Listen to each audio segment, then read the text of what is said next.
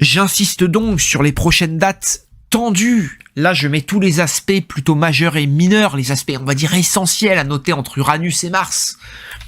On va dire de juin à juin prochain, de juin 2023 à celui de 2024.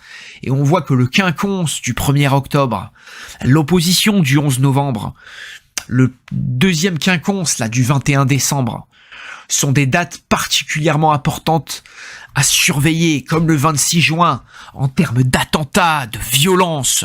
Et on peut vraiment compter 4 à 15 jours, voire 4 à 20 jours avant et après. Des fleurs, là où est mort Naël, 17 ans. Les enquêteurs de l'IGPN ont établi une chronologie. Et on voit que le quinconce du 1er octobre... Le soleil n'est pas levé à Gaza, lorsque les combattants du Hamas lancent leur opération Déluge d'Al-Aqsa, le samedi 7 octobre. L'opposition du 11 novembre. Premier titre de l'actualité maintenant, c'est l'enquête qui avance dans la Drôme après la mort d'un adolescent de 16 ans à Crépol dans une fête de village. Plus de 350 personnes étaient présentes au moment des faits. Des dizaines d'auditions ont déjà eu lieu et des images de la soirée ont été récupérées. Le deuxième quinconce là du 21 décembre sont des dates particulièrement importantes à surveiller, comme le 26 juin, en termes d'attentats, de violence. Et on peut vraiment compter 4 à 15 jours, voire 4 à 20 jours avant et après.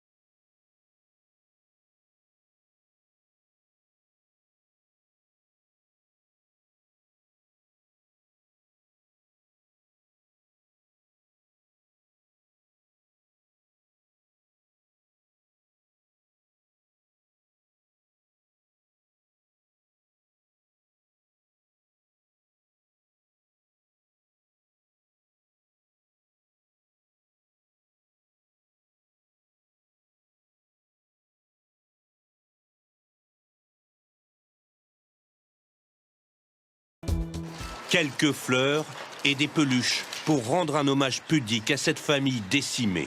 Une mère et ses 4 enfants, âgés de 9 mois à 10 ans, retrouvés morts, certains tués à l'arme blanche. Ce 28 décembre, cette dame, la cinquantaine, à la frêle silhouette, fait un pas de côté pour laisser passer l'inconnu. Mais au lieu de continuer son chemin, il la saisit par le col en lui criant « Montre-moi tes seins ». Paniquée, elle tente de se défaire de son emprise. Faute de pouvoir lui arracher ses vêtements, l'agresseur, en état d'ébriété, la précipite violemment au sol, lui cogne la tête contre le macadam, puis la frappe au visage à coups de pied. À tel point que ses baskets sont maculées du sang de sa victime. En état de choc, le visage tuméfié et souffrant d'une fracture du nez, 7 jours d'ITT provisoire, elle détourne le regard du box des prévenus où son agresseur était présenté ce vendredi en comparution immédiate. Il y avait du plaisir dans ses yeux, finit-elle par avouer. Mais on n'en saura pas davantage car, sur les conseils de son avocat, Farid G, un Tunisien de 43 ans, demandera un délai pour préparer sa défense. Il est maintenu en détention provisoire. Son procès est renvoyé au 31 janvier 2024. Donc attention, ce sont 3 dates. Si je ferais partie d'un service de sécurité ou d'une certaine autorité gouvernementale, je ferais particulièrement attention sur 2023, sur ces 3 dates que je juge explosives.